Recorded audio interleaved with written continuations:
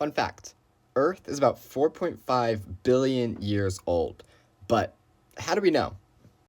Scientists have been able to find out the age of the Earth by looking at rocks and doing a process called radiometric dating. Now, radiometric dating requires a fundamental understanding of isotopes.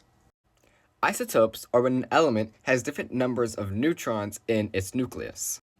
Take, for example, the famous carbon-12 with 6 protons and 6 neutrons. There's other isotopes such as carbon-13 and carbon-14 with different numbers of neutrons. Radioisotopes have this thing called a half-life, which is the amount of time that it takes for half of the isotopes to radioactively decay into a more stable form or a more stable isotope.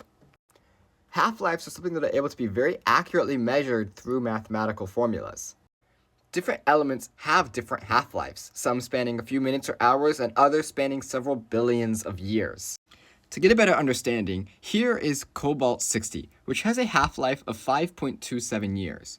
You can see that it might start originally with 100% those 10 grams, and after one half-life, there's half the amount, 5 grams, and that continues to half to 2.5, and so on across a certain number of years, which means that you can extrapolate from a certain amount, say there's 1.25 grams of a sample, you know that it has gone through 3 half-lives, or about 15 years.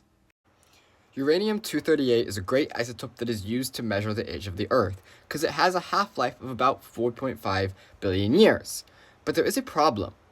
Most rocks on Earth that have been measured were not found to be that old, because there is something called the rock cycle. Rocks come from older, recycled rocks, and that means that the rocks that we have measured on Earth were only around 3.8 billion years old. However, we can look outside of Earth to try to gauge its age, since it's pretty safe to assume that the moon and asteroids were all formed at about the same time as the Earth. We were able to measure the age of those rocks that were found on the moon or through meteorites that have crashed down onto Earth, and found that the Earth was about 4.5 billion years old. Isn't that interesting? Isn't that fun?